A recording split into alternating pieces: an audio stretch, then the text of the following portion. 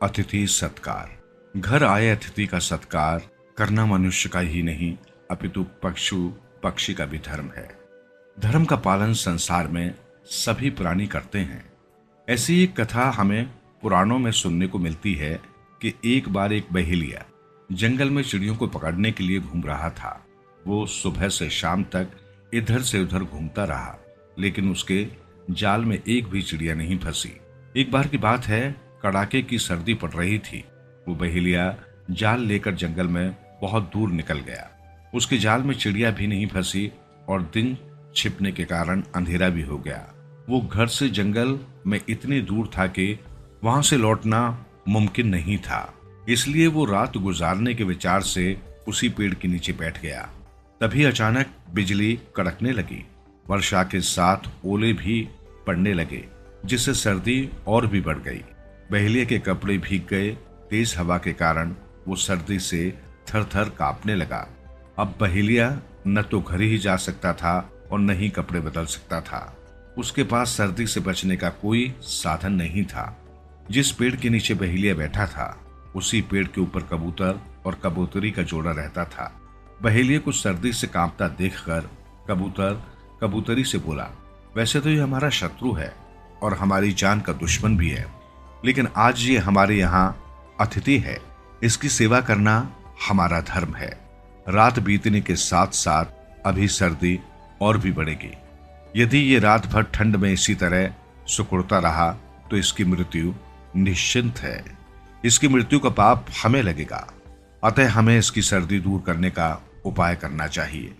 बहेलिया की जान बचाने के लिए कबूतर और कबूतरी ने अपना घोंसला नीचे गिरा दिया। कबूतरी उड़कर गई और अपनी चोंच में एक जलती हुई लकड़ी लेकर आ गई। तब तक कबूतर ने इधर से उधर कुछ और तिनके इकट्ठा करके नीचे गिरा दिए। कबूतरी ने जैसे ही तिनकों पर जलती हुई लकड़ी डाली तो आग जलने लगी। इसके बाद बहेलिया ने आसपास से और लकड़ियां इकट्ठा करके आग में डाल दी। इस प्रकार बहेलिया की सर्दी दूर हो गई। बहेलिया भूख से व्याकुल हो रहा था। भूख के कारण उसका मुख सूख रहा था। वो अग्नि के प्रकाश में इधर उधर देख रहा था कि भूख मिटाने के लिए कुछ खाने के लिए मिल जाए। बहेलिया को भूखा देखकर कबूतरी बोली, अतिथि तो भगवान का रूप होता है। जिसके घर से अतिथि भूखा जाए उसके सभी पुण्य नष्ट हो जाते हैं। आज ये बहेलिया हमारा अतिथि है और भूखा भी। इसकी भूख मिटाने के लिए हमारे पास कुछ भी नहीं है, इसलिए मैं जलती हुई आग में कूद जाती हूँ, जिससे ये मेरा मांस खाकर अपना पेट भर सके। इतना कहकर कबूतरी जलती हुई आग में कूद गई। कबूतर ने सोचा कि कबूतरी के छोटे से शरीर से इस बहेलिया का पेट कैसे भरेगा, इसलिए मैं भी अग्नि में कूदकर अपना मांस इसे दे दूं। इस प्रकार कबूतर ने भी आग में कूदकर अपनी जान दे दी। अतिथि सत्कार के लिए कबूतर और कबूतरी को जलता हुआ देखकर बहेलिया रोने लगा। वो अपने मन में यही सोच रहा था कि वास्तव में ये पक्षी कितने भाग्यशाली हैं, जिन्होंने मुझ जैसे दुष्ट व्यक्ति की जान बचाने के लिए अपनी जान दे दी और अपना धर्म निभाया। बहेलिया ने देखा कि आकाश से फूलों की वर्षा होने लगी और बाजे बजने लगे। तभी आकाश मार्ग से एक विमान उतरा और कबूतर कबूतरी देवताओं का रूप धारण करके विमान में बैठकर दिव्य लोक को चले गए।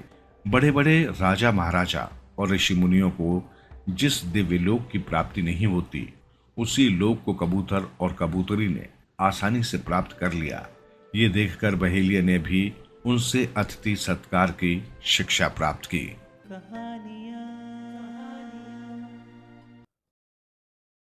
असुर और बढ़ई। एक बढ़ई था, सुख से खाना, 2 घड़ी सोना, बाकी समय काम ही काम में लगा रहता। किसी का पान रखने का, किसी का नमक रखने का, किसी का हल्दी डिब्बा, खाट, बक्सा, संदूक, किसी की सवारी, पालकी, किसी का खटोला, ये सब बनाना चलाना, फिर हल बैलगाड़ी बनाना भी होता। अपने लिए कभी खाट या पलंग बनाने की फुर्सत न होती। कहा जाता है, केवट लाता मछली पर केकड़ा खाता। वैसे ही बढ़ई खाट पलंग बनाता पर खुद नीचे सोता। इस पर घरवाली सदा झंझट करती।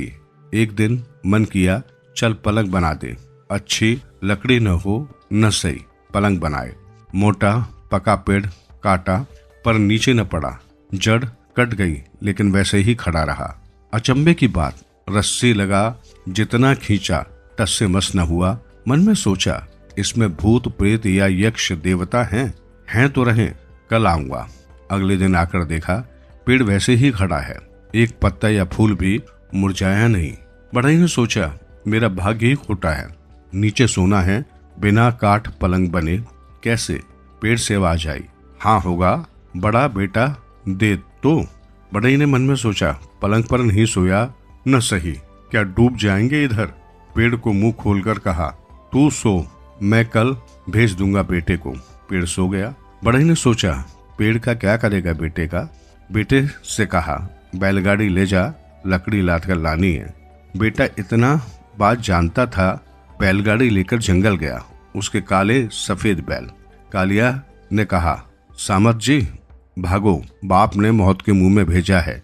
ये पेड़ नहीं असुर है, पहुंचते ही निकल जाएगा, जाओ भागो। सफेद बैल ने कहा, ये मुट्ठी भर सींग और मुर्गी का अंडा साथ में ले, जरूरत के समय काम आएगा। पेड़ पीछा करे तो उस पर फेंक देना। बैलों की बात मान बड़े का बेटा चला गया। इधर पेड़ गुस्सा हो रहा था, बड़े की बात सच नहीं। लंबे लंबे डग भरकर वो बड़े के दरवाजे पर पहुंचा। कहा, बेटे को नहीं भेजा? खाती मैंने तो बड़ी भोर ही भेज दिया, तो फिर गया कहाँ? अच्छा तो देखता हूँ। पेड़ और 10 हाथ ऊंचा हो गया। चारों ओर देखा 2 कोस पर भागा जा रहा है। पेड़ कूदता कूदता चला। उधर एक छलांग में 10 हाथ घड़ी भर में खाती के बेटे तक पहुंच गया। अरे भाग कहाँ रहा है? कहे अपने दोनों हाथ बढ़ा दिए। छोकरा पत्ते की तरह कांपता रहा, पर मन मजबूत कर अंडा उस पर फेंक दिया। अंडा फटा, एक नदी बह चली। सिर कटे सांप की तरह का बहाव। पेड़ नदी में उतरा, पर धारा का जोर न सह कुछ दूर बह गया। मुश्किल से जमीन पर टिका। तब वो लड़का आधा कोस बढ़ गया। पेड़ फिर भागने लगा। पेड़ ने कहा, अब जाएगा कहाँ? कसकर पकड़ा, पकड़ते ही सेक फेंक दी। देखते देखते एक बांस का झुरमुन कांटों का हो गया। यूं घना बांस का वन हो गया, पार जाने का रास्ता नहीं। पेड़ जितना तोड़ रहा, वन घना हो रहा। देखते ही देखते आग लग गई, जल गया। उसके साथ वो पेड़ भी जल गया। लड़के ने चैन की सांस ली। सोचा अब किधर जाऊं? जिस बाप ने खाट पर सोने के लिए मौत के मुंह में भेज दिया, वो कैसा बाप है? अब जन्म स्थान पर पांव न रखूं। सीधे चल पड़ा। चलते चलते एक बूढ़ी के द्वार पर जा पहुंचा। काली से आ बूढ़ी, सिर के बाल जूट हो गए, मूली से 1-2 दांत हैं। लड़के ने बूढ़ी को नमस्कार किया और बूढ़ी से बोला, सांझ को खिल सुबह जा, तोरई फूल सी आयु पा। बूढ़ी ने बड़े के बेटे से सारी बातें सुनी। सोचने लगी, जो हो आहार द्वार पर आ गया है। कहाँ बेटे मेरे घर रहे, मेरा कहीं कोई नहीं, मेरे मरे मुंह में आग देना। लड़के को शक हुआ, ये वन में अकेली कोई नहीं, गुजारा कैसे हो? चारों ओर देखा, आदमी की हड्डियां, जानवरों गाय गोरू की हड्डियां, पहाड़ सा ढेर। पोखर जाकर आता हूँ कहकर भाग आया। घड़ी पहर बीता, न लौटा। अब बच्चों के नाम लेकर पुकारा, अरे बिचकिया, क्रिकेटिया, घूमसा, ढूमढाम, घड़चा, चपटक खान, बुढ़खान, सब कहे। सातों पता नहीं कितनी दूर गए हैं। बूढ़ी की पुकार न सुनी। खाती के लड़के को जब से देखा, तब से बूढ़ी के मुंह से लार बह रही है। कितना कोमल नरम मांस। बूढ़ी को कुछ भी न सूझा, घर में आग लगा दी। असुर सारे पहाड़ रहते, घर चलता देख दौड़े, थूक थूक कर आग बुझाती। माँ से पूछा, आग कैसे लगी, किसने लगाई बता। बूढ़ी ने सारी बात कह सुनाई। असुर सारे गरज उठे। आकाश में देखा, बड़े का बेटा दौड़ रहा है। एक पेड़ पर चढ़ गया। पेड़ के नीचे पहुंचे असुर डाल पर आकर एक चोट कर दी। यूं एक एक कर 7 को निपात कर डाला। वहां खून की नदी बह चली। हाथ मुंह धोकर वो एक घर में घुसा। उनके घर में चूल्हा न जला। बात क्या? माली का घर। बात क्या है? पता चला कोई असुर आया है, सबको खा जाता है। मगर राजा ने समझाया, ऐसे तो एक दिन मैं खत्म हो जाएंगे, हम तुम्हें रोज रोज एक एक कर भेजेंगे। बस्ता पर चावल, एक सड़क पर पिठाऊ, भात, भेड़ या बकरी या सुअर, छेना पाना आदि। असुर खुश था। राजा ने राज्य में बारी बांट दी। जिसकी जिस दिन पारी होती सुबह ही ले वहां पहुंचा देता। उस दिन पारी माली की थी। घर बार बेच भी असुर का पेट न भर सके। गाड़ी भर भर कर कहां से क्या भेजूं, किसे भेजें? खुद जाएं तो फिर बच्चे पलेंगे कैसे? चिंता में कोई रास्ता न था। तभी खाती का लड़का पहुंचा। कहा, साहस कर, खाना दो, मैं निपट लूंगा। मालिन ने आओ भगत का खाना खिलाया। खा पी कर अब उससे आधी गाड़ी पत्थर, 2 बस्ते कंकड़ ले पहुंचा। असुर भूख से बेहाल खाती के लड़के को देख कहा, तुझे मेरा डर नहीं लगा? पहले तुझे खाता हूं। लड़के ने कहा, पीठा वगैरह बनाते बनाते देर हो गई, पहले ये खा लो, फिर मुझे खा लेना। ऐसा कह एक मोटा ढेला उसकी ओर लुढ़का दिया। भूख में व्याकुल देखा नहीं, ढेला मुंह में ले लिया। दांत कड़ कर टूट गए। खून बह चला। आंखों से आग बरसी। मुंह से बोल न निकले। उसने 2 बोरा कंकड़ बढ़ा दिए। चने चबाओ, गरम है। असुर ने 2 मुट्ठी कंकड़ चबाए, बाकी दांत भी झड़ गए।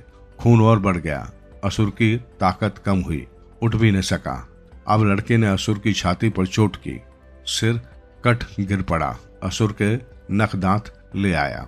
इधर राजा ने घोषणा कर दी, जो असुर को मारे आधा राज दूंगा, उसके संग राजकुमारी का ब्याह दूंगा। खाती के लड़के ने नख दांत ले जाकर राजा को भेंट कर दिए। राजा का कांटा खत्म हो गया। राजा खुश, तुरंत राजकुमारी की शादी कर दी। आधा राज देकर अभिषेक कर दिया। बूढ़े माली के लिए जमीन दे दी। वो भी खूब आराम से रहने लगा।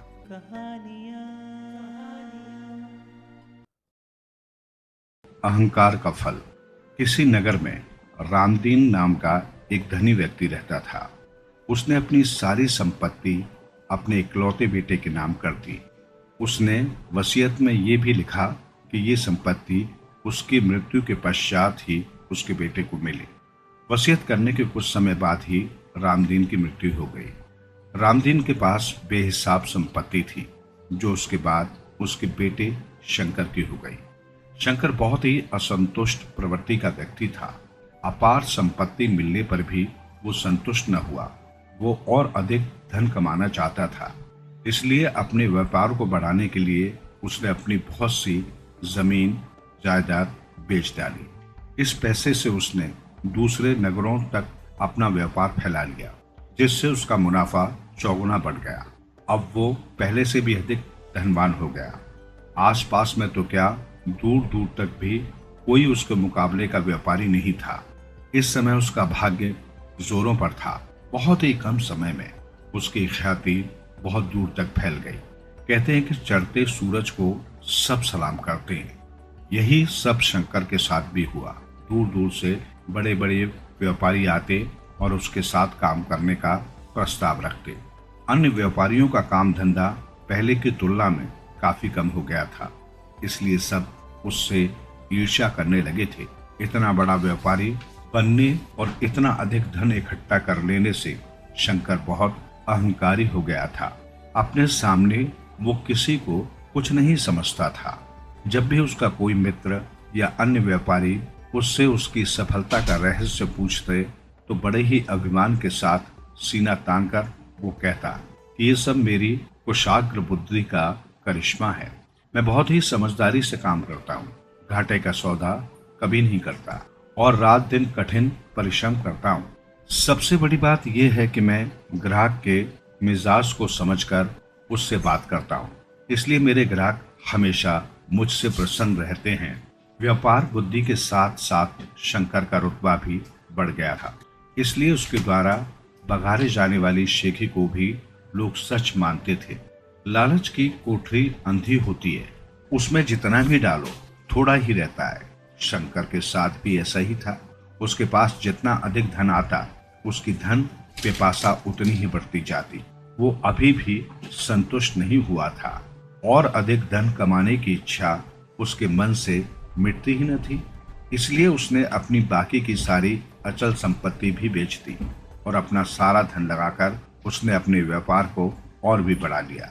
जितना उसका व्यापार बढ़ता जा रहा था, उतना ही अहंकार भी, यहाँ तक कि वो उस भगवान को भी भूल गया जिनकी कृपा से वो यहाँ तक पहुंचा था।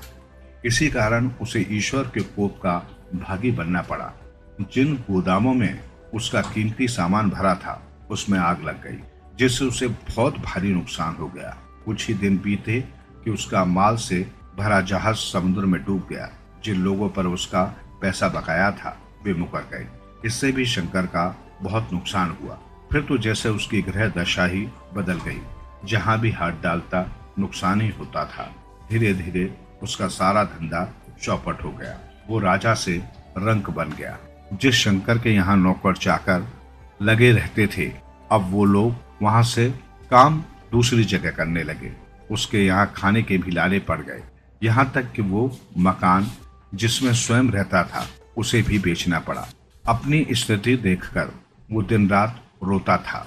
शंकर की ऐसी हालत देखकर कुछ लोग उस पर हंसते थे तो कुछ को उस पर दया आती थी। उसके मित्रों ने उससे पूछा, भाई तुम्हारे पिताजी ने ही तुम्हें अपनी सारी संपत्ति दे दी और तुमने स्वयं भी इतनी अधिक दौलत कमाई, फिर आज तुम्हारी ऐसी दुर्दशा कैसे हुई? इस पर उसने कहा, ये सब भाग्य की बात है। शायद मेरे भाग्य में ऐसा ही लिखा था। जिन लोगों के पास कुछ नहीं होता, भाग्य साथ दे तो उनके पास भी सब कुछ हो जाता है, जबकि मेरे जैसे धनवान व्यक्ति भाग्य के रुष्ट हो जाने पर निर्धन हो जाते हैं। मेरे साथ भी ऐसा ही हुआ।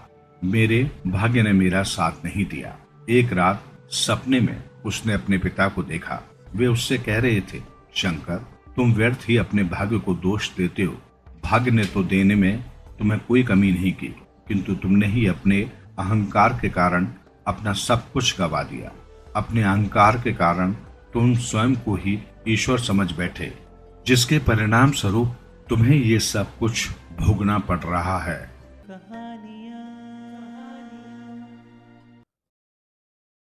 अहिल्या नाम उसने पूछा। अहिल्या उसने जवाब दिया। सुना हुआ लगता है। जवाब में वो केवल मुस्कुराई, थोड़ा सा शर्माई, अंगूठे से जमीन कुरेदने का प्रयास करने लगी। अहिल्या शब्द का अर्थ क्या है? अपनी टटोलती नजरों से उसे निहारने के बाद उसने पूछा। पता नहीं, नाम तो पता चल गया, अब बताओ उम्र क्या है तुम्हारी?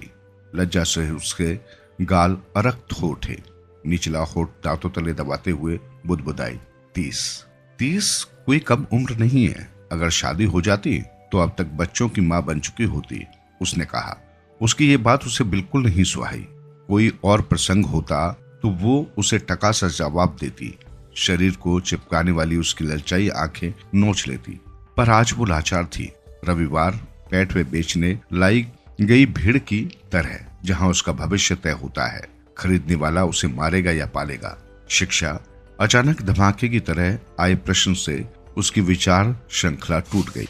10वीं क्लास। 10वीं पास नहीं, 10वीं में थी तब पढ़ाई छूट गई। क्यों? माँ गुजर गई। माँ की याद में उसकी आंखें भर आई। लगा कि आज अगर माँ होती तो ये नौबत नहीं आती। जो गई सो गई, अब तुम क्यों रो रही हो? उसने मजाक उड़ाया। मन ही मन वो क्रोध से तिलमिला उठी, पर उसने अपने क्रोध पर काबू किया। क्या सचमुच तुम्हें अपने नाम का अर्थ नहीं मालूम? अब मेरा नाम पुरुषोत्तम यानी पुरुषों में उत्तम, अच्छों में अच्छा पुरुष, समझी? उसने कहा। उसने सिर्फ सिर हिलाया, पर मन ही मन हंस पड़ी। सोचा कि अच्छों में अच्छा पुरुष ऐसा होता है तो बुरा पुरुष कैसा होगा। बातचीत काफी देर तक चली। शेर के शिकंजे में फंसी बकरी की तरह उसकी दशा हो गई थी। कब छुटकारा पा सकूंगी, वो सोचने लगी। वैसे तो वो काफी ढीठ है।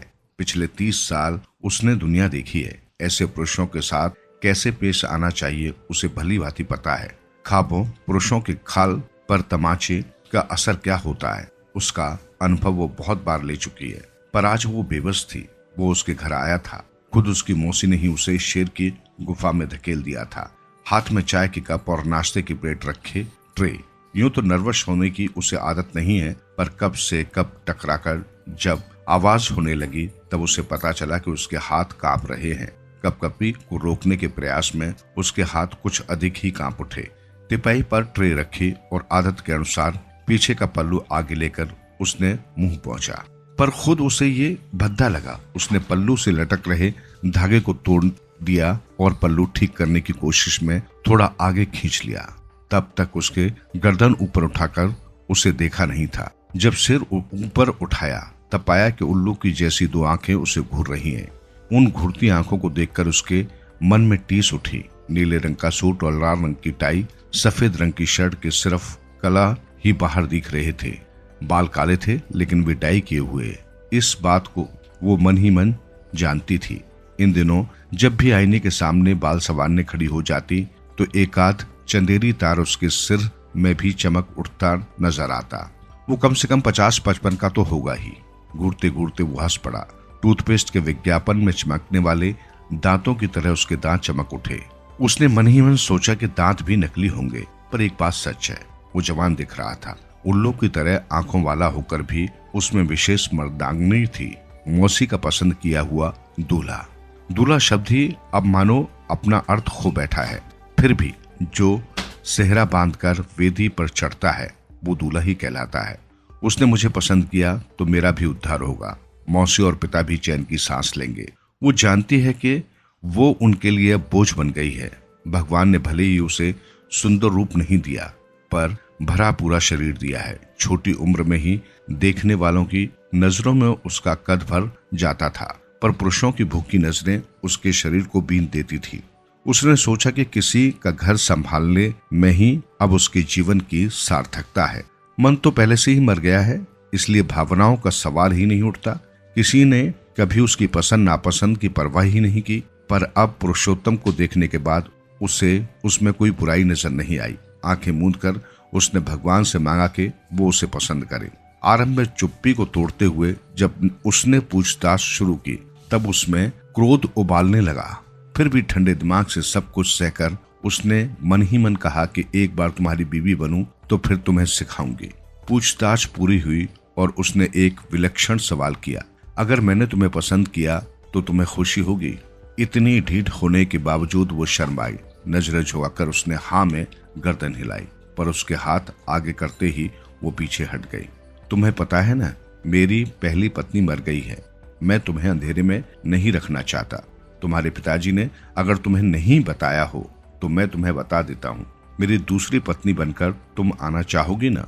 2 वक्त का खाना और इज्जत का जीना मैं तुम्हें दे दूंगा। मेरी कोई औलाद नहीं है, ये कमी तुम पूरी करोगी, यही मेरी तुमसे अपेक्षा है। इस उम्र में किसी वासना पूर्ति के लिए नहीं, पर वंश बढ़ाने की भावना से ही मैं शादी के लिए तैयार हुआ हूँ। वो उसकी प्रतिक्रिया जानना चाहता था, पर उसका चेहरा पहले की तरह ही निर्विकार था। क्षण भर में कोई कुछ नहीं बोला। तब उसने नजरें उठाकर उसकी ओर देखा। वो उसे देख रहा था। नजरों से नजरें मिली और चेहरे पर मुस्कान खिल उठी। उसकी मुस्कान में मानो उसे अपना जवाब मिल गया था। वो उठकर अंदर जाने लगी। उसे पता था कि बंद दरवाजे के भीतर मौसी और पिताजी दीवार से कान लगाकर सब कुछ सुन रहे होंगे। उसे देखने आएंगे, इसलिए पिताजी ने मौसी को बुला लिया है।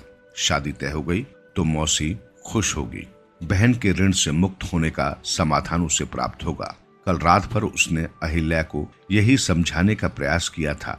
शादी के बिना जिंदगी अर्थहीन होती है और समाज की बुरी नजरें शादी होने तक सताती हैं। तुम्हारे पिताजी की भी उम्र हो चुकी है। मैं भी मर जाऊं तो तुम कुंवारी रहकर अकेली क्या करोगी? मौसी का कहना उसे सही लग रहा था। वैसे भी उसकी जिंदगी का अब कोई विशेष अर्थ नहीं रहा था। छोटी उम्र में ही उसे प्यार हो गया, सारा सुख भोग लिया। अब उसे किसी भी सुख की अपेक्षा नहीं थी। अब शादी के लिए हाँ कहने में उसका कोई नुकसान नहीं था। वो दरवाजे की ओर मुड़ गई तो उसने आवाज लगाई, अहिल्या, अब एक अंतिम सवाल। अपने बारे में मैंने तुम्हें बताया, पर तुम इतने साल कुंवारी कैसे रही ये तुमने नहीं बताया। ये प्रश्न उसके लिए अनपेक्षित था। सच बताने का डर उसे नहीं था, पर उसने इतना ही कहा, मेरा नसीब, और क्या बताऊं। कमरे का दरवाजा खोलकर वो बाहर निकली। उसने बिना कुछ पूछे ही पिताजी के कमरे में चली गई, शादी का मुहूर्त तय करने। कहानी का पूरा मजमून मैंने पढ़ डाला और इसे लेकर आई लेखिका से मैंने पूछा, ये कथा पूरी हो गई या और लिखना बाकी है? आगे कैसे लिखूं ये मेरी समझ में नहीं आ रहा, इसलिए आपके पास लेकर आई हूँ, उसने कहा। मेरे सामने लगभग 50 वर्ष की एक स्त्री बैठी थी जो ये कहानी लेकर आई थी। सामान्य तौर पर कहानी लेकर आने वाले लेखकों से मैं कहता हूँ कि कहानी पढ़कर फिर बताता हूँ। पर ये औरत बिल्कुल हिलने का नाम नहीं ले रही थी। कहानी पढ़कर देखिए, ये जिद उसने ठानी। तब मैंने वो कहानी पढ़ ही डाली। कहानी अच्छी है, पर उसे मैं पूरा कैसे करूंगी? तुम्हारा दिमाग में जो कुछ भी है वो लिख डालो, फिर देखेंगे। मैंने कहा, वो मेरी समझ में नहीं आ रहा कि मैं कैसे लिखूं। तुम कहना क्या चाहती हो? मुझे पूरी कहानी बतानी है। अब तक मैंने उसका नाम, गांव या पता कुछ नहीं पूछा था, पर मैंने अनुमान लगाया ये उसी की आत्मकथा होगी। मैंने पूछा, तुम्हारा नाम क्या है? कहानी में जो लिखा है वही, अहिल्या।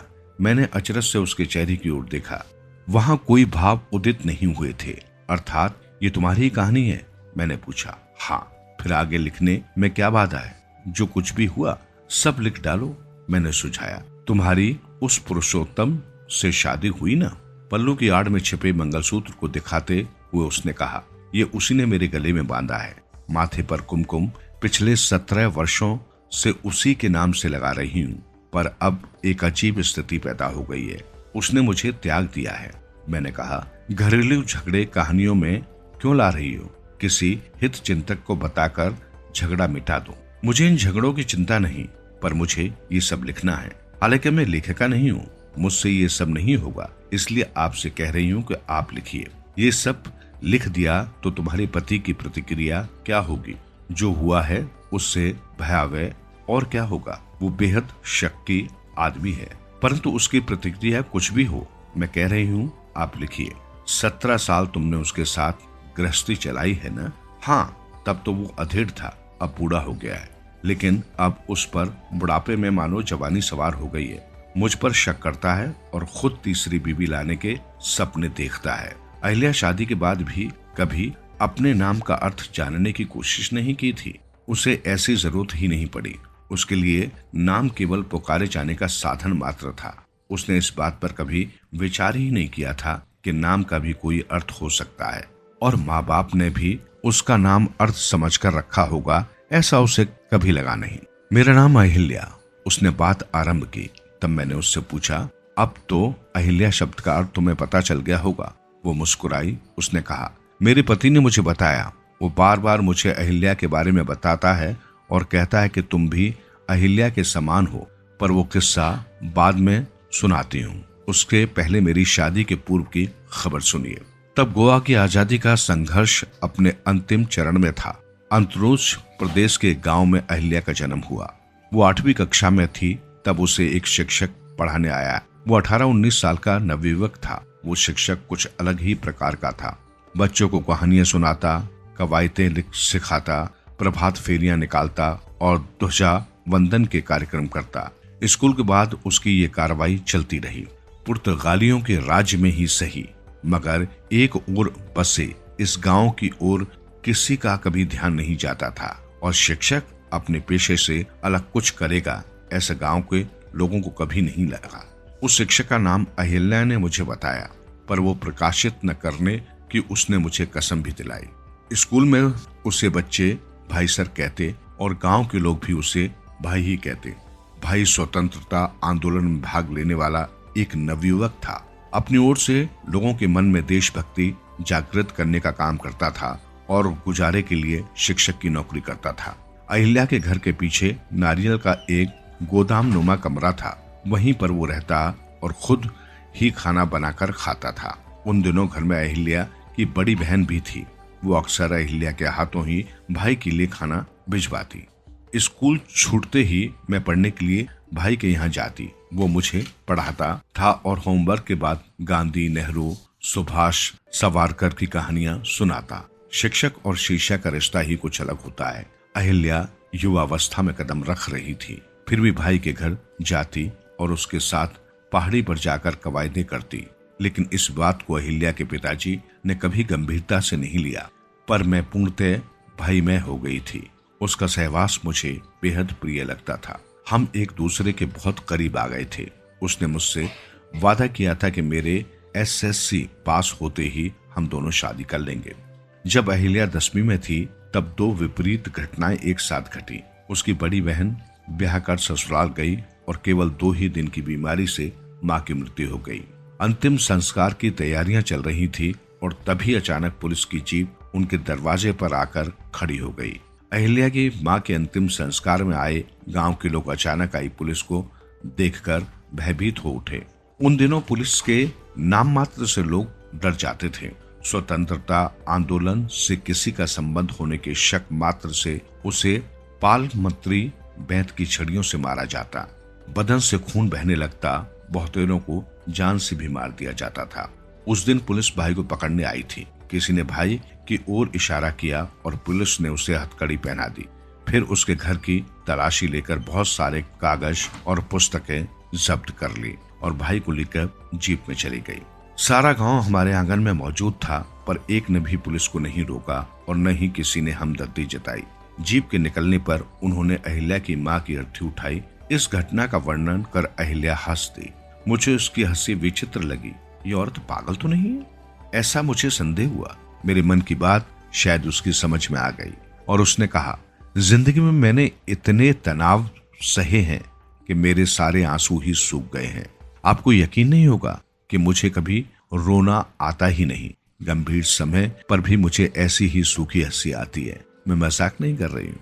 मैंने उसकी ओर गौर से देखा, लगा कि वो सच बोल रही है। मुझे उस पर तरस आया और मैंने उससे पूछा, ये कब की बात होगी? 1956-57 की बात होगी, अहिल्या ने जवाब दिया। मैं तब 16-17 साल की रही होंगी। उसके बाद मेरा स्कूल बंद हो गया। घर संभालने की जिम्मेदारी मुझ पर आ गई। हर दिन बड़ी आशा लेकर मैं भाई का इंतजार करती थी कि वो आएगा, पर वो कभी लौटा ही नहीं। स्कूल के आवास में पुर्तगाली झंडा उतारकर भारतीय झंडा फहराने का आरोप भाई पर लगाया गया था। किसी ने शिकायत की थी और भाई गिरफ्तार हो गया था। गांव के लोगों ने कुछ दिन भाई को याद किया, फिर वे उसे भूल गए। स्कूल के व्यवस्थापकों ने सरकार से दुश्मनी क्यों मोल लें, ऐसा सोचकर एक पुर्तगाल द्रोही शिक्षक को नौकरी से निकाल दिया था। अहिल्या अब जवान हो गई थी। वास्तव में हुआ क्या, ये उसे अच्छी तरह पता था। जिस आईने में वो अपना रूप निहारती थी, वही मानो चूर चूर हो गया। न वो खुलकर रो सकती थी और न ही अपना मन किसी के सामने खोलकर रख सकती थी। पर कुछ ही दिनों में उसे पता चला कि वो माँ बनने वाली है। किसे बताएगी? मौसी के यहाँ जाकर उसे ही सब कुछ बता दिया। उसी रात मौसी उसे लेकर वापस घर आई। उसने पिताजी से बात की। ऐसा नहीं लगता कि वो जीते जी वापस लौटेगा, और लौट भी आया तो पुलिस उसे चैन से जीने नहीं देगी। उसका ख्याल ही दिमाग से निकाल देना बेहतर होगा। अहिल्या के भविष्य की सोचते हुए लगता है उसे गोवा से बाहर ले जाकर उसका गर्भपात कराना ही ठीक होगा। पिताजी ने निश्चय किया। अहिल्या पर मानो गाज गिर गई थी। उसे लगा कि पांव तले धरती खिसक रही है, पर एक गलती करने के बाद अब विरोध करने का साहस उसमें नहीं था। वो गोवा से बाहर होकर आई और वो पूरी तरह से बदल गई। माँ की मृत्यु के बाद घर का उत्तरदायित्व उसी के ऊपर आ गया था, पर इस आघात से मानो वो एकदम से वैस हो गई। उसका बचपन ही खत्म हो गया। गांव के लोग भला बुरा कहते, उनका एक एक शब्द दिल पर गहरा घाव देता, पर उनको उल्टा जवाब देने का मनोबल उसमें नहीं था। भविष्य का चित्र एकदम अस्पष्ट था। मौसी उसे समझाती थी, कहती थी शादी के लिए तैयार हो जाओ, पर वो उसके लिए तैयार नहीं होती थी। मानो जिंदगी के प्रति उदासीन हो गई हो। इसी दौरान गोवा स्वतंत्र हो गया। उसे लग रहा था कि अब तो भाई आएगा। उसके पिताजी ने बहुत लोगों से पूछताछ की। पुलिस भीड़ के बीच में से उसे पकड़कर ले गई थी, पर उसका क्या हुआ किसी को पता नहीं चला। कोई कहता उसे अफ्रीका भेज दिया है, तो कोई कहता उसे मार डाला है। स्वतंत्रता सेनानियों का तो मान सम्मान होता है, पर मेरे नायक का तो कुछ पता ही नहीं चला। अहिल्या मन ही मन क्रोध से उफन रही थी। उसने निश्चय किया अब शादी नहीं करनी है। अपनी पूर्व जिंदगी की कहानी बताते बताते अहिल्या पसीने से तरबतर हो गई, पर बोलती बोलती उसकी भाषा काफी धारदार बन गई और शब्दों में तलखी महसूस हो रही थी। यह है मेरी पूर्व जिंदगी। इसी पृष्ठभूमि पर मात्र पिताजी और मौसी को अच्छा लगे, इसलिए मैं शादी के लिए राजी हो गई, बिना किसी सुख की अपेक्षा किए। इस जन्म में मेरे हिस्से सुख लिखना शायद भगवान भूल गया। फिर मैंने सोचा कि जो इतनी उमंग के साथ मुझसे ब्याह करने आया है, उसे सुख नहीं दे पाई तो कम से कम दुख तो नहीं दूंगी। पर जो हुआ सो एकदम विपरीत। उससे तुम्हें क्या शिकायत है? वो तलाक क्यों लेना चाहता है? उसे संतान चाहिए अपना वंश चलाने के लिए। अपनी और मेरी उम्र का उसे बिल्कुल ख्याल नहीं है। सारा समय मुझे कोसते हुए बांझ कहता है। मुझसे अब ये सब सहा नहीं जाता। क्या वो सचमुच एक और शादी करना चाहता है? ऐसा वो कहता है। अब औरतें भी काफी सस्ती हो गई हैं और कुंवारी लड़कियों की संख्या भी कम नहीं है। क्या मैंने नहीं की उससे शादी? कुंवारी अधेड़ लड़कियों को लगता है कि सुहागन बनकर मरे, इसके लिए कोई भी पुरुष चलता है। इसलिए कहती हूँ गलती उसकी नहीं है, पर संतान ही चाहिए तो रिश्ते में से एक आध बच्चा वो गोद क्यों नहीं ले लेता? मैंने पूछा। उसे अपने खून की संतान चाहिए। सिर्फ बच्चा पाने से वो संतुष्ट नहीं होगा। अपनी पहली पत्नी को भी उसने ऐसे ही सताया होगा, इसलिए बिस्तर पकड़कर वो मर गई। अब मेरे पीछे पड़ा है, पर मैं उसकी एक नहीं सुनती, उल्टा बोलती हूँ। इसलिए आए दिन हमारे घर लड़ाई झगड़े होते रहते हैं। वो मेरी हंसी उड़ाता है, मुझे नीचा दिखाता है, मुझ पर बेकार के इल्जाम लगाता है, शक करता है। शक? कैसा शक? मैंने पूछा। वो मेरे नाम की आलोचना करने लगा। ग्रंथालय से पुस्तकें लेकर आया, एक शब्दकोश भी लाया। उसमें उसने पढ़ा अहिल्या यानी बंजर ऊसर जमीन। शुरू में उसी अर्थ से वो मुझे सताता था। कहने लगा कि मैं बांझ होंगी। ये मेरी माँ को पता था, इसलिए उसने मेरा नाम अहिल्या रखा। मेरा कलेजा फट जाता। लगता था कि भाई से संबंध के बारे में बता दूं, पर बुद्धि भावना पर हावी हो गई। पर राम ने अहिल्या का उद्धार किया। ये तुमने उसे नहीं बताया? मुझे कहाँ पता था। ये बात भी उसी ने मुझे बताई। एक कोश में लिखा था अहिल्या गौतम ऋषि की पत्नी है। फिर वो गौतम ऋषि पर पुस्तक लाया। उसने मुझे पढ़कर सुनाया कि सारा दोष अहिल्या का ही था। बूढ़ा ऋषि अपनी पत्नी पर शक करता है और शाप देता है, तब वो शिला बन जाती है और फिर राम उसका उद्धार करता है। वो अपने आप को गौतम ऋषि समझता है और मुझ पर शक करता है। दूसरे पुरुषों के साथ जाना होता तो मैं यहाँ सब ये क्यों सहती? अहिल्या के मन की कश्मकश मेरी समझ में आई और मैंने कहा, कथा का विषय सच में अच्छा है। तुम्हारी इजाजत हो तो मैं इसे लिख दूंगा। ये केवल कहानी नहीं, सत्य घटना है। ऐसा नहीं कि गौतम ऋषि पहले जमाने में होते थे, आज भी हैं, पर आज इस बात का मुझे कोई गम नहीं है। मुझे लगा कि गौतम ऋषि की कथा इस अहिल्या पर ठीक लागू होती है। बुढ़ापे में विवाह करके वंश विस्तार बढ़ाने की चाह रखने वाले गौतम ऋषि के पास था तब से संचित पुण्य, पर बढ़ती उम्र के साथ देह भी थक गई है। इसका आकलन नहीं था। पुण्य से उसकी वाणी में मंत्रों की शक्ति तो आई थी, पर वार्धक्य पर मात करने वाली कोई दवा उसके पास फिर भी नहीं थी। बढ़ती उम्र में केवल अपना वंश बढ़ाने की चाह से उन्होंने अहिल्या से विवाह किया। पुराणों में लिखा है, एक दिन नदी पर से नहाकर आते वक्त उन्होंने देखा कि अहिल्या के साथ कोई दूसरा पुरुष है और उन्होंने उसे शाप दे दिया। कथा याद आई, फिर भी मैंने अहिल्या को नहीं बताई।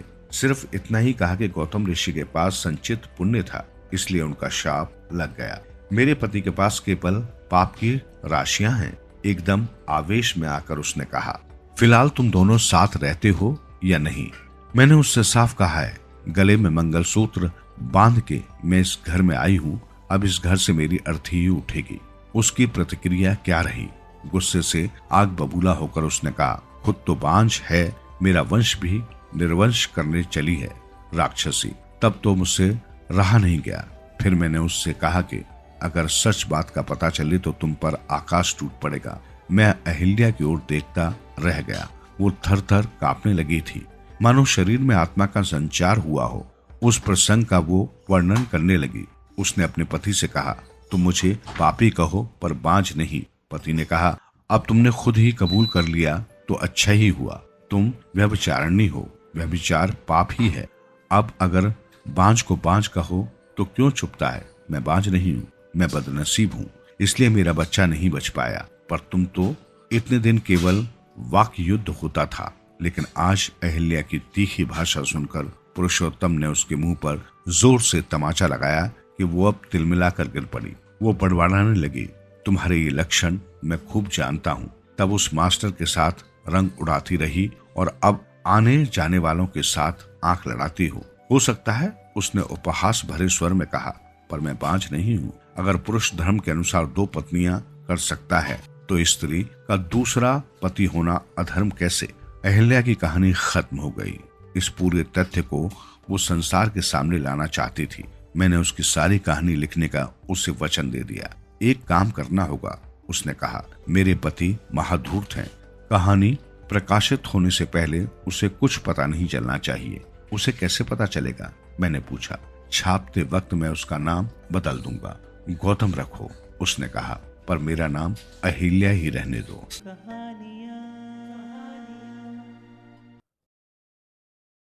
उजलवती कन्या।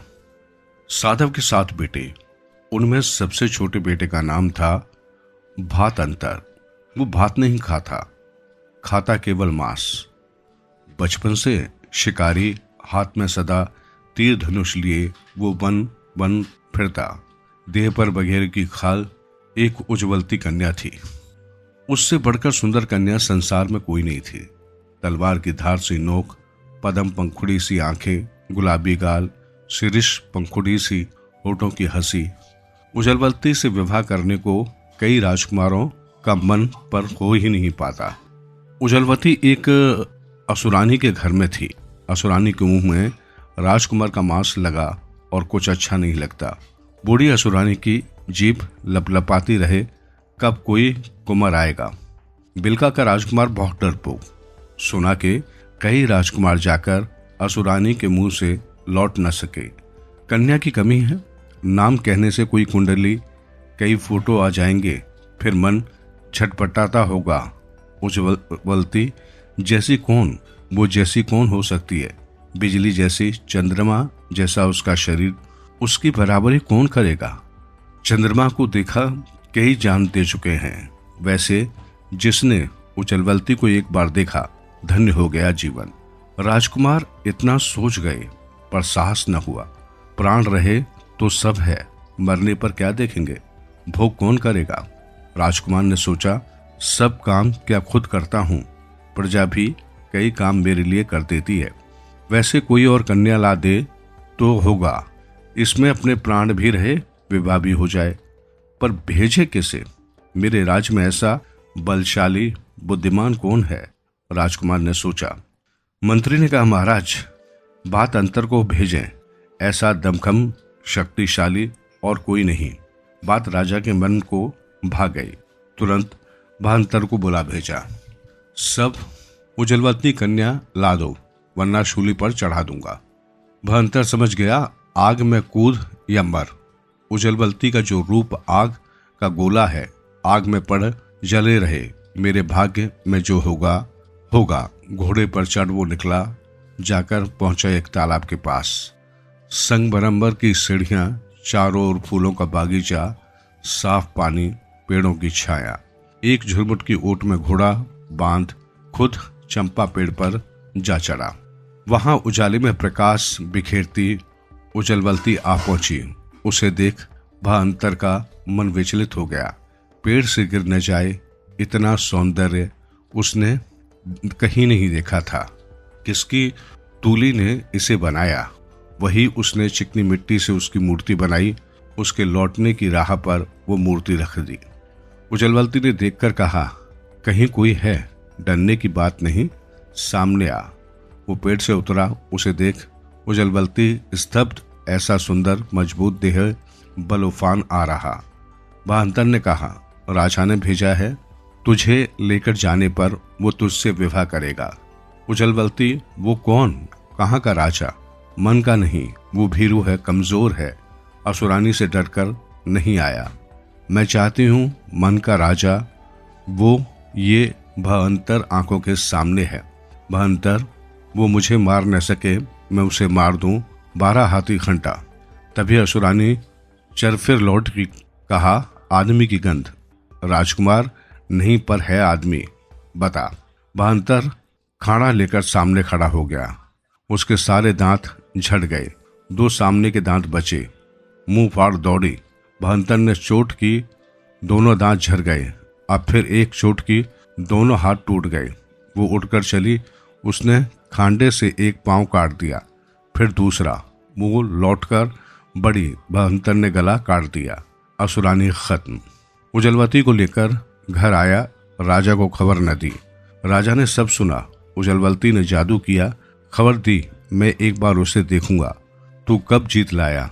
कन्या कोई देता है? कन्या सजकर खड़ी हुई। राजा देखने खड़ा हुआ, सिर चकरा गया, गिर पड़ा। वहीं राजा की लाश उठी। दोनों ने सुख से घर बसाया।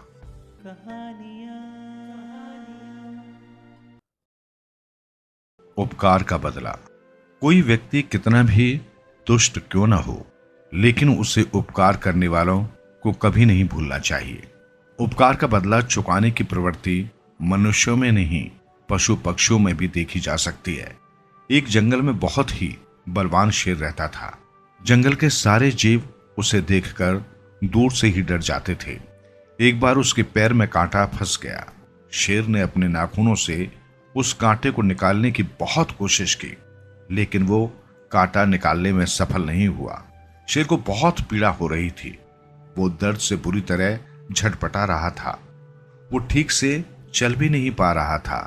तभी शेर की नजर सामने पेड़ के नीचे बैठे एक गडरिये पर पड़ी, जो शेर को देखकर बुरी तरह से डरा हुआ था।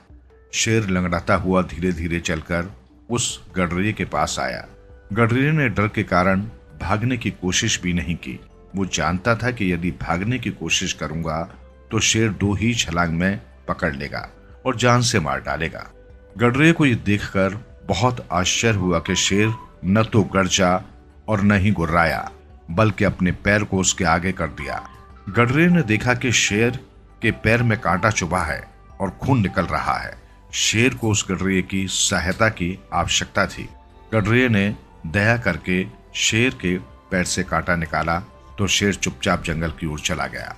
कुछ दिन बाद राजा के महल में चोरी किसी और ने की, लेकिन पुरानी दुश्मनी के कारण गडरिये पर चोरी का दोष लगा दिया। राजा ने सोचा कि इसने चोरी का सामान कहीं छिपा कर रख दिया है, इसलिए सच्चाई जाने बिना ही गडरिये को दोषी ठहरा दिया। जैसे ही गडरिये को सजा देने का दिन निश्चित किया गया तो सभी ये जानने के लिए बेचैन थे कि राजा आखिर गडरिये को क्या सजा सुनाने वाला है। हाथों में हथकड़ी लगाकर गडरिये को तथा एक भयंकर शेर को पिंजरे में बंद करके लाया गया। राजा की आज्ञा होते ही सिपाहियों ने गडरिये को शेर के सामने छोड़ दिया, ताकि शेर पैरों से कुचलकर गडरिये को मार डाले, जिससे अन्य कोई भी ऐसा कार्य करने की सोच भी न सके। निहत्थे बेबस गडरिये को शेर के सामने देखकर वहां उपस्थित सभी लोग भय से कांपने लगे कि अब ये शेर गडरिये को जीवित नहीं छोड़ेगा।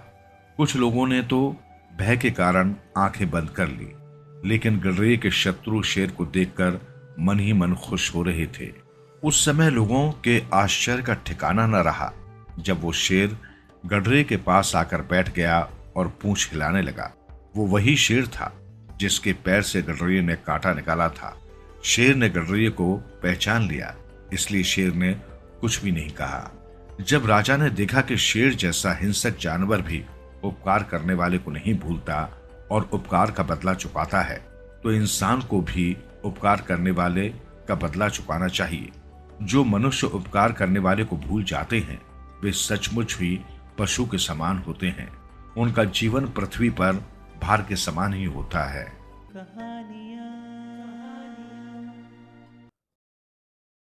गाओ बीरू, तुम भी गाओ। उस दिन बीरू बहुत दुखी और उदास था। हुआ ये कि हाई स्कूल का रिजल्ट निकला था। सुहासपुर के आदर्श मॉडल स्कूल में पढ़ने वाले मोहल्ले के ज्यादातर बच्चे पास थे, पर बीरू फेल था। सब बीरू को बड़ी उपेक्षा और हिकारत से देख रहे थे। यहाँ तक कि उसके दोस्त और घर वाले भी उसे ताने दे रहे थे। और बीरू सोच रहा था कि उससे ज्यादा दुखी और उदास शायद धरती पर कोई और नहीं है। उसने वाकई मेहनत की थी और जो चीजें मुश्किल लगती थी उन्हें समझने और याद करने की भरसक कोशिश की थी, पर साइंस और गणित उसकी समझ में नहीं आ रहे थे। उसने मम्मी से कहा था कि मम्मी, लगता है बगैर ट्यूशन के काम नहीं चलेगा। पर मम्मी का कहना था, नहीं बेटे, हमारे पास इतने पैसे कहाँ हैं कि ट्यूशन पर खर्च कर सके। अब बीरू कैसे कहे कि क्लास में ज्यादातर बच्चों ने ट्यूशन रखी हुई है। अब रिजल्ट निकला तो सब बीरू को ही दोष दे रहे थे। बीरू की मम्मी कह रही थी, नाम डुबो दिया इस लड़के ने। पढ़ता तो खूब था, बहुत उम्मीद भी थी, लेकिन किस्मत मैं इतना अच्छा गाता हूँ उसकी तो कोई तारीफ नहीं करता। क्या गाना कोई बड़ी कला नहीं है? पढ़ाई ही सब कुछ है। वीरू सोच रहा था। उसे याद आया स्कूल के सालाना फंक्शन में उसे गाने को लेकर इनाम मिला था, तो पूरे हॉल में कितनी देर तक तालियों की आवाज गूंजती रही थी।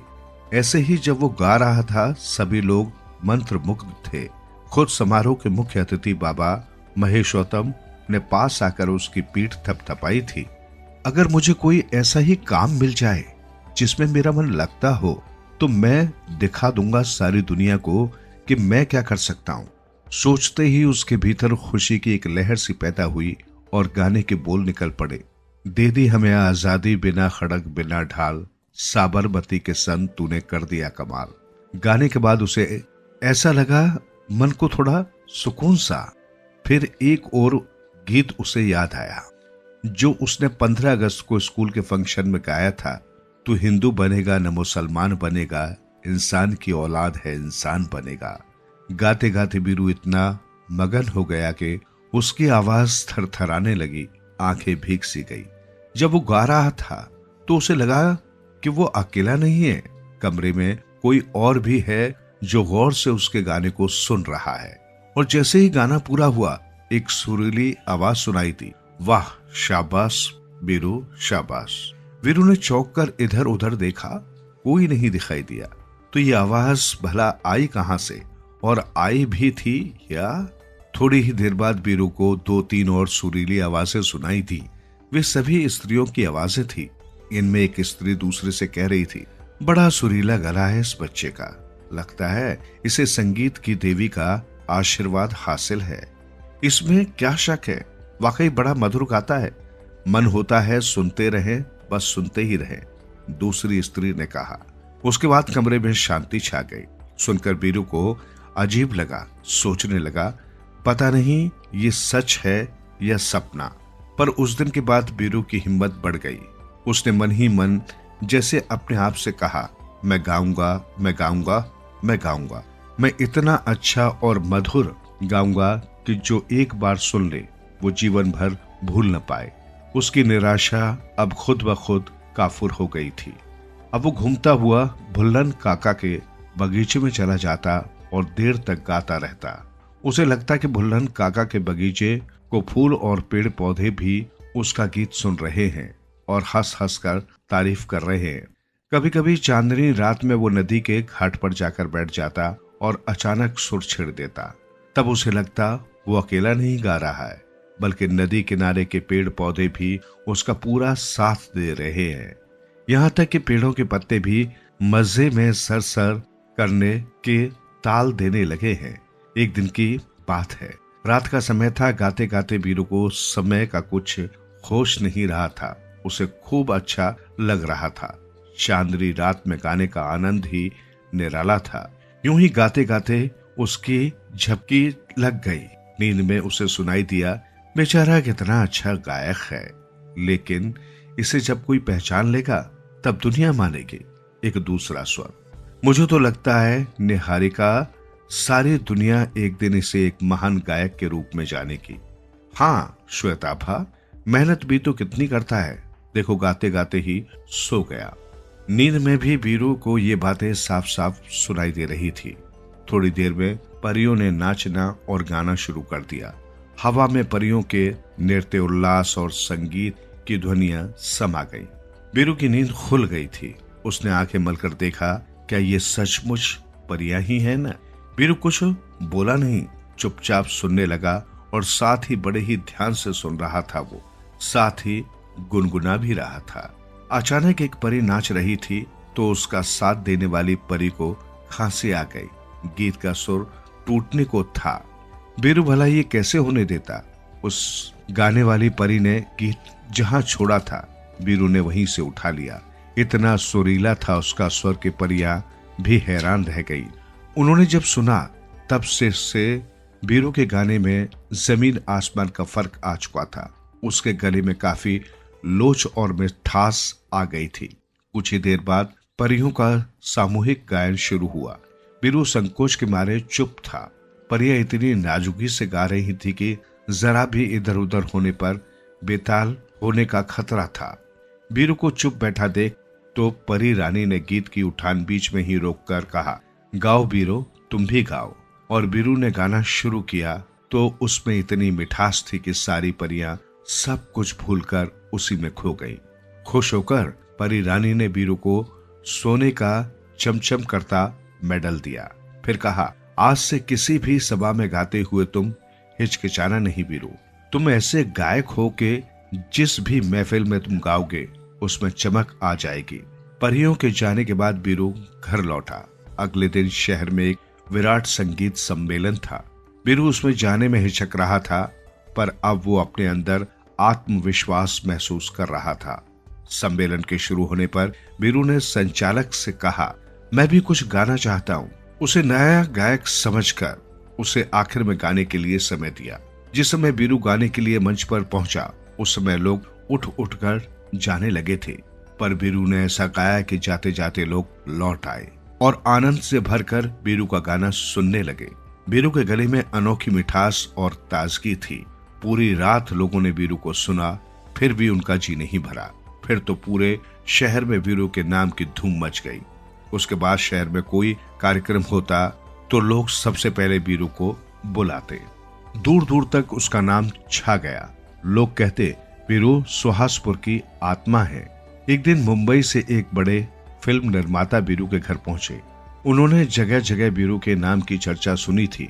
बोले, अपनी फिल्म में गीत आपसे ही गवाना चाहता हूँ, आप मना न करें, जो भी पैसा मांगेंगे मैं दूंगा।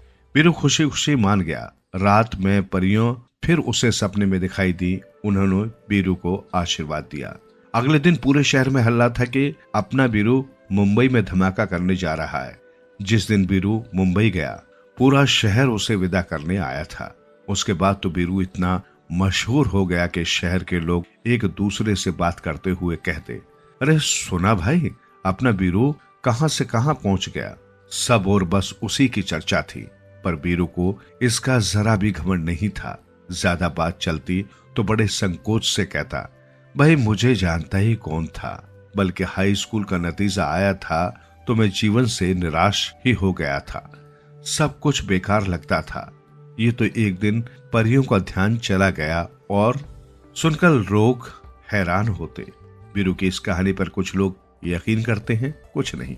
पर ये तो सभी मानते हैं कि बीरू गायक नहीं, एक छिपा हुआ नगीना है। अगर सुहासपुर में ऐसा कमाल का गायक सामने न आता तो ऐसे सुरीले गाने भला हमें कहां सुनने को मिलते।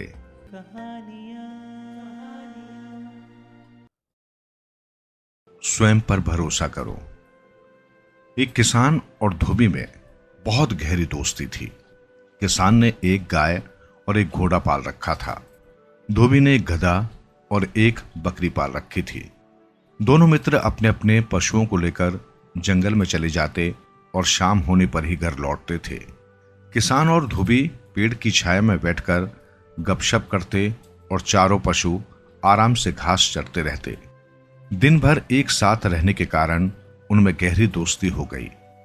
चारों पशुओं को अब एक दूसरे के बिना दिल नहीं लगता था। उसी जंगल में एक खरगोश भी रहता था। उसका कोई साथी नहीं था। खरगोश ने जब चारों पशुओं को देखा तो वो सोचने लगा, मुझे भी इनसे मित्रता कर लेनी चाहिए। यदि ये बड़े बड़े पशु मेरे मित्र बन जाएं तो मुझे किसी से भी डरने की आवश्यकता नहीं। खरगोश उन चारों के साथ दोस्ती करने के इरादे से बार बार उनके पास जाता। खरगोश उन्हीं के साथ सारा दिन उछल कूद करता और हरी घास चरता। धीरे धीरे वे सभी खरगोश के मित्र बन गए। खरगोश इस बात से बहुत खुश था कि उसे अब पास में रहने वाले कुत्ते से डरने की जरूरत नहीं है।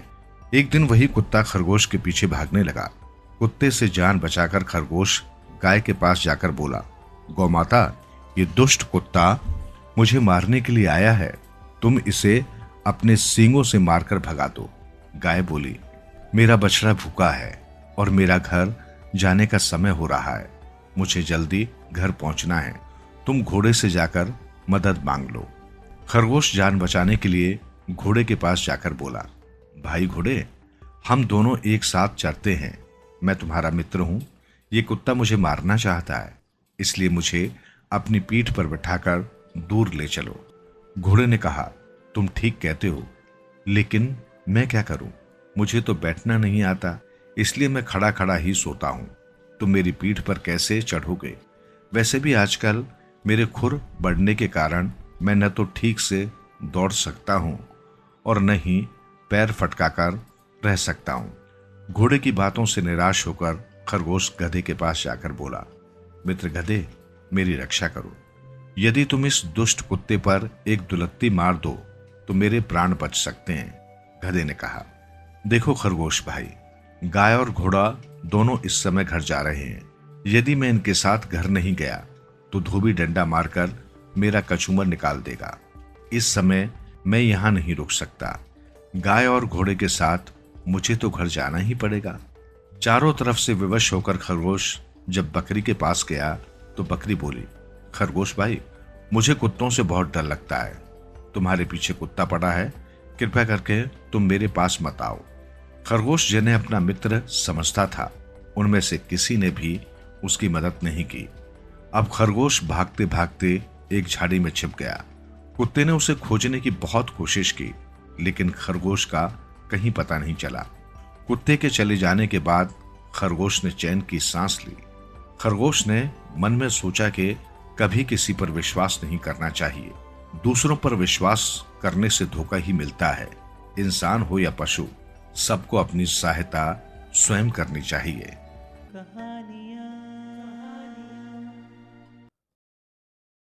हिरणों का मुखिया। नरेंद्र जी को देहरादून पहुंचे जब बहुत समय हो जाता, तब सारे बच्चे उनको याद करते करते न अखाते। नरेंद्र जी को मोहल्ले के बच्चे प्यार से चाचा जी कहते थे। वे सब आ जाते तो बच्चों को लगता कि सारी दुनिया की दौलत उनके पास पहुंच गई है। एक बार नरेंद्र जी को कोई आवश्यक कार्य लग गया, वो अपने वायदे के मुताबिक न आ सके। बच्चे रोज चर्चा करते, चाचा जी 15 अप्रैल को आने को कह गए थे, अब तो 20 अप्रैल भी बीत गई है, फिर भी चाचा जी देहरादून नहीं पहुंचे, क्या कारण हो गया? वो तो अपने वायदे के पक्के हैं। विनय हंसकर बोला, हाँ सुरेश, चाचा जी की बहुत याद आ रही है। सुरेश ने हाँ में हाँ मिलाते हुए कहा, हाँ यार, याद तो मुझे भी आ रही है। मंजू बोली, चाचा जी हमारे बहुत अच्छे हैं, हमें कितना प्यार करते हैं, अच्छी अच्छी कहानियां सुनाते हैं, हमारे साथ साथ खेलते हैं, हमें खाने को भी अच्छी अच्छी चीजें देते हैं। बच्चे चर्चा कर ही रहे थे कि संयोग से चाचा जी आ गए। बच्चे चरण स्पर्श करके उनसे लिपट गए, उनका सामान अपने हाथों में ले लिया। वे सब गांधी आश्रम के परिसर में आ गए। चाचा जी ने सब बच्चों को केले खिलाए, फिर शुरू हुए गपशप। नरेंद्र जी गांधी जी के परम भक्त थे। सहजता और सादगी भरा उनका जीवन इसका आज भी प्रत्यक्ष परिणाम था। भारत को स्वतंत्र हुए 15-20 वर्ष व्यतीत हो गए थे। नरेंद्र जी ब्राह्मण और समाज सेवा करते हुए 50 की आयु को पार कर गए थे। ब्राह्मण के दौरान उनके ठहरने की व्यवस्था गांधी आश्रम परिश्रम में ही रहती। पहाड़ की घाटी में बसा हुआ नगर देहरादून था, जिसमें एक विशाल गांधी आश्रम था। उसका परिसर बड़ा ही मनोहारी था। इसमें कई वृक्ष आम, लीची और अमरूद के थे। साथ ही गुलाब, बेला, चंपा, रातरानी आदि के पौधे, गमले और क्यारियों भी शोभा बढ़ा रहे थे। इसी परिसर के अतिथि गृह में नरेंद्र जी आकर यदा कदा ठहरा करते। सामान्यतः इस परिसर में बाहरी बच्चों का आना जाना न के बराबर था, लेकिन जब नरेंद्र जी आ जाते तब मोहल्ले के 20 बच्चों का आवागमन बना रहता। प्रायः सायंकाल और विद्यालयों की छुट्टी वाले दिनों में नरेंद्र जी बच्चों से बातें करते, उनके साथ खेलते, उन्हें कहानियां सुनाते, उन्हें प्रिय लगने वाली चीजें जैसे लेमन जूस, लाई चना, ऋतु के फल आदि खिलाते पिलाते। बच्चों को क्या चाहिए? बस प्रेम, खेल और खाने पीने की चीजें। ये सब चीजें बच्चों को नरेंद्र जी से आसानी से मिल जाती, इसलिए बच्चों की संख्या में निरंतर वृद्धि होती रहती। बच्चे और नरेंद्र जी एक दूसरे के दीवाने थे। नरेंद्र जी के रहते बच्चे जब तक साथ साथ गपशप न कर लेते तब तक उन्हें चैन न पड़ता। शनिवार का दिन था, शाम के 5:30 बजे थे। मई का महीना था। गांधी आश्रम का दैनिक कार्य बंद हो गया था। कार्यरत कर्मचारीगण जा चुके थे, बस एक चौकीदार रह गया था। उसका परिवार ही परिसर में बने मकान में रहता था। वो सब्जी लेने बाजार चला गया। नरेंद्र जी भी उस दिन किसी कार्य से बाहर चले गए थे। बच्चों के आने का समय हो गया था। मोहल्ले के बच्चे एक एक करके आते गए, परंतु उन्हें कहीं नरेंद्र जी नजर नहीं आए। बच्चों में सुरेश, विजय, मंजू, राजू, मृदुला, गुड्डू, राकेश, महेश, सुमन, पूजा आदि 20 बच्चे थे। परिसर में 5-6 आम और लीची के वृक्ष फलों से लदे थे। कई गमलों में बेला महक रहा था। आम और लीचियां अभी पकी नहीं थी, लेकिन बच्चों का मन उन्हें देख देख कर ललचा गया। आज उन्हें पूरी आजादी भी दिखाई दी। बच्चों की आपस में खुसर फुसर शुरू हो गई। विजय कहने लगा, देख राजू, राकेश, गुड्डू, कितने बड़े बड़े गोल मटोल आम के गुच्छे लगे हैं। बड़ा मजा आएगा जब हम इन्हें तोड़कर खाएंगे, खट्टे मीठे। सुरेश थोड़ा उछलकर बोला, यारो, लीची के कैसे सुंदर सुंदर गुच्छे लगे हैं, खट्टी मिट्टी, खाने में बड़ा मजा आएगा। मृदुला ने आदेशात्मक भाषा में कहा, किसी बच्चे को बिना चाचा जी की आज्ञा के फल नहीं तोड़ने हैं, वैसे भी अभी पके नहीं हैं। अगर किसी ने तोड़े तो मैं चाचा जी से शिकायत कर दूंगी। महेश सब बच्चों का सरदार था। वो बड़ा नटखट और शरारती था। उसने मृदुला को डांटते हुए कहा, तू आई बड़ी शिकायत करने वाली। हम तो तोड़ेंगे और खूब मजे से खाएंगे। आज ही तो मौका मिला है तोड़ने और खाने का। हम क्या ऐसे मौके को हाथ से निकल जाने देंगे? सुमन ने समझाते हुए कहा, चाचा जी ने हमसे कहा था कि जब आम लीची पक जाएंगे तब सभी को खिलाएंगे। कच्चे पक्के खाकर स्वाद ही क्या आएगा। लेकिन शरारती बच्चे कहाँ मानने वाले थे। उन्होंने 1 घंटे तक आम और लीची तो तोड़े तथा साथ ही खेलते खेलते परिसर में सजे गमले के पौधे और क्यारियों को भी क्षतिग्रस्त कर दिया। सुमन और मृदुला तो वहां से चली गई। उन्हें डर था कि कहीं उनका नाम शरारती बच्चों के साथ न जुड़ जाए। बगिया उजाड़ने के बाद चौकीदार बाजार से वापस आ गया। उसने ये सब देखा तो दंग रह गया। उसने तुरंत जाकर पास में ही रह रहे गांधी आश्रम के प्रबंधक से शिकायत कर दी। प्रबंधक तैयार होकर परिसर में घुसे ही थे कि तभी नरेंद्र जी भी आ गए। सारे बच्चे अपनी करतूत पर सहमे खड़े हुए थे, कहीं दौड़कर भाग नहीं सकते थे। प्रबंधक ने परिसर का हाल देखकर क्रोधित होते हुए कहा, नरेंद्र जी, ये सब आपके कारण ही हुआ है। जब आप यहाँ नहीं होते तब एक भी बच्चा परिसर में नहीं घुसता। जब आप आ जाते हैं तब न जाने कहां से ये 20 बच्चे भौरों की तरह मंडराने लगते हैं। पता नहीं आप इन बच्चों से क्या कहना चाहते हैं। लगता है कि एक दिन पूरे परिसर में आग ही लगवा देंगे। प्रबंधक ने जो भी कहा वो नरेंद्र जी ध्यान पूर्वक सुनते रहे। उन्होंने प्रबंधक से एक शब्द भी न कहा। प्रबंधक बुरी तरह खींचते हुए अपने आवास पर चले गए। धैर्य के सम्मुख क्रोध शांत पड़ गया। नरेंद्र जी ने किसी भी बच्चे को न डांटा न डपटा। उन्होंने सब बच्चों को अपने पास बुलाया। बच्चे डर रहे थे कि कहीं चाचा जी हमारी पिटाई न करें, लेकिन जब उन्होंने देखा कि चाचा जी कहानी सुनाने के लिए घास वाले छोटे बगीचे में बिठा रहे हैं, तब ये जानकर सबके चेहरों पर मंद मंद मुस्कान बिखर गई। चाचा जी ने उन्हें एक कहानी सुनाई।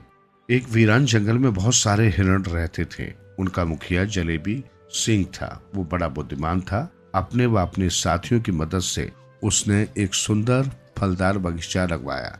एक दिन वहां से बहुत सारे बंदर गुजरे। उन्होंने देखा कि बगीचा तो बहुत सुंदर है, इसमें खाने के लिए कई प्रकार के फल भी लगे हैं। क्यों न इसके फल खाए जाएं और इसे उजाड़ा जाए। उस समय बगीचे में तेनाली नाम का एक बूढ़ा हिरण रखवाली के लिए मौजूद था। जब बंदरों का समूह फल खा खाकर उत्पात करने लगा तब तेनाली ने विनम्रता से मना किया, लेकिन वे उत्पात करने से नहीं माने। अपना हरा भरा बगीचा आंखों के सामने उजड़ता देखकर तेनाली बहुत दुखी हो रहा था। वो अकेला कर भी कह सकता था। उसे अपने दादा की बात याद आ गई कि बलशाली के समय को अपनी बुद्धि और विवेक के बल पर ही निपटना चाहिए। यदि वो इस समय क्रोध करता है या अपने मजबूत सींगों से इन पर बल प्रयोग करता है, तब ये उसे जीवित ही नहीं छोड़ेंगे। उसने उस समय न क्रोध किया और न ही किसी पर वार किया। फिर भी उसने साहस का परिचय देते हुए बंदरों के मुखिया से विनम्र होकर दोबारा कहा, भाई, आपको बगीचे के फल खाने हैं तो बड़े शौक से खाओ, लेकिन बगीचे को उजाड़ो मत। बंदरों का मुखिया इस बात पर बिगड़ गया तथा उसने बूढ़े हिरण तेनाली को खो खो कर दौड़ा लिया, हल्का सा घायल भी कर दिया। तब तक अन्य बंदर भी उस पर हमला करने आ गए, लेकिन बंदरों के मुखिया ने अपने साथियों से कहा, इतना ही बहुत है, बूढ़ा है और उसने कोई बुरी बात भी नहीं कही है। उस दिन सारे बंदर खा पी कर और बगीचे को उजाड़ कर चले गए। शाम को सारे हिरण जंगल का भ्रमण कर अपने बगीचे लौटे। बगीचा उजड़ा देख वे सब हैरान रह गए। तेनाली ने सारी घटना बताई। उसने अपने पीछे के बाएं पैर की चोट भी दिखाई। युवा हिरणों को बंदरों की करतूत पर बहुत गुस्सा आया। वे बदला लेने के लिए कहने लगे, लेकिन हिरणों का मुखिया जलेबी सिंह बड़ा समझदार था। उसने समझाया, भाइयों, बुरा करने वाले के साथ बुरा नहीं करना चाहिए। इससे भलों की पहचान कैसे होगी? यदि हम वैसा ही करेंगे तो हम में और उनमें भेद ही क्या रह जाएगा? जो हुआ सो हुआ, वो लौटकर वापस नहीं आ सकता। अब हमें अपने बगीचे को फिर से सुधारना चाहिए। मुखिया ने अपने साथियों के साथ मिलकर तेनाली की चोट का इलाज और बगीचे का सुधार करवाया। कुछ देर की मेहनत से बगीचा फिर से ठीक हो गया। सभी हिरण भोजन करके रात्रि में सो गए। अगले दिन बंदरों का समूह सुबह सुबह ही आ धमका, लेकिन जब उन्होंने देखा कि यहाँ तो बहुत सारे हिरण मौजूद हैं, बगीचा तो कल जैसा हरा भरा दिख रहा है, वे सब ठिठक गए। वे बगीचे में जाने का साहस न कर सके। हिरणों का मुखिया जलेबी सिंह उनके पास आया। उसने मिठास भरी बोली में कहा, भाइयों, कल जो आपने किया था वो अच्छा नहीं था। यदि आपको फल ही खाने थे तो प्रेम से खाते। यदि आपको भूख लगी है तो आज भी प्रेम से फल खा सकते हो। आप सभी हमारे अतिथि हैं। अपनी की हुई करतूत पर सभी बंदरों के चेहरे लटक गए। वे बहुत बहुत शर्मिंदा हुए। बंदरों के मुखिया जमालू ने क्षमा याचना की। कहानी सुनकर सभी बच्चों को अपनी गलती का एहसास हो गया था। सभी अपने किए पर शर्मिंदा हुए। उन्होंने चाचा जी के चरण स्पर्श करते हुए क्षमा मांगी। वे सब बगीचे को सजाने संवारने में लग गए थे। इस घटना को गुजरे हुए काफी समय हो गया था, लेकिन आज भी उस घटना को एक विद्यालय में पढ़ा रही मृदुला जी भूली नहीं थी। होशियारी लाल। एक था बंटी। बड़ा बेटा होने के कारण वो अपनी माँ का बड़ा दुलारा था। उसके पिता फौज में थे तथा अक्सर दूर दराज के इलाकों में तैनात रहते थे। बंटी अपने छोटे भाई राहुल तथा माँ की हर संभव देखभाल किया करता था। अभी उसने कक्षा 5 ही पास किया था, लेकिन समझदारी के हिसाब से वो काफी बड़ा लगता था। वो अक्सर अपनी माँ को समझाता था, माँ, तुम किसी बात की चिंता मत करियो। पिताजी घर पर नहीं रहते तो क्या हुआ, मैं सब काम संभाल लूंगा। बंटी की माँ अपने होनहार बेटे की बातों पर बली बली जाती थी, लेकिन बंटी की एक बात उसकी मम्मी को अक्सर परेशान किए रहती थी। बंटी हर काम में जल्दबाजी करता था और कहता था, मुझे सब पता है। अपनी इस आदत के रहते मम्मी जब उससे किसी काम को कहती थी तो उसकी बात पूरी होने से पहले ही बंटी बोल पड़ता था, मुझे सब पता है, तुम देखते रहियो, मैं अभी काम करके आता हूँ। पूरी बात सुने बिना बंटी जिस काम के लिए जाता था वो या तो उसे भूल जाता था या कोई दूसरी चीज लेकर आ जाता था। घर लौटकर बंटी को अपनी गलती का एहसास होता था, लेकिन अगली बार फिर वही हरकत करता था। एक बार की बात है, बंटी के पड़ोसी शर्मा जी के शरीर में जोर से खुजली हो रही थी। पूरे शरीर पर मोटे मोटे चकत्ते उभर आए थे तथा डॉक्टर ने उन्हें चिरौंजी चबाने की सलाह दी थी। शर्मा जी बाजार से दवा तो ले आए, लेकिन चिरौंजी लाना भूल गए थे। अब खुजली, ठंड तथा बुखार के मारे उनका घर से निकलना दोपहर हो रहा था। दूसरे पड़ोसी रिजवान सक्सेना जी आदि भी घर पर नहीं थे। शर्मा जी के बच्चे भी छोटे थे और वे भी बाजार नहीं जा सकते थे। अतः विवश होकर शर्मा जी की पत्नी को बंटी की मम्मी से चिरौंजी लाने के लिए कहना पड़ा। मम्मी का इशारा पाते ही बंटी ने पैंट और स्वेटर पहना तथा बाजार जाने के लिए तैयार हो गया। शर्मा जी की पत्नी उसे पुचकारते हुए अपने घर में ले आई और उसे उन्होंने कई कई बार चिरौंजी लाने की बात समझाई। बंटी हर बार नाराजगी के अंदाज में बोलता, हाँ हाँ, मैं सब समझ गया, अभी जाता हूं और अभी आता हूं। शर्मा जी की पत्नी बंटी की जल्दबाजी के बारे में खूब जानती थी और इसलिए बार बार बंटी को चिरौंजी की याद दिला रही थी। उन्होंने चाहा कि वे बंटी को सामानों की लिस्ट लिखकर दे दे, लेकिन बंटी नाराज होता हुआ बोला, आंटी, आपको हम पर विश्वास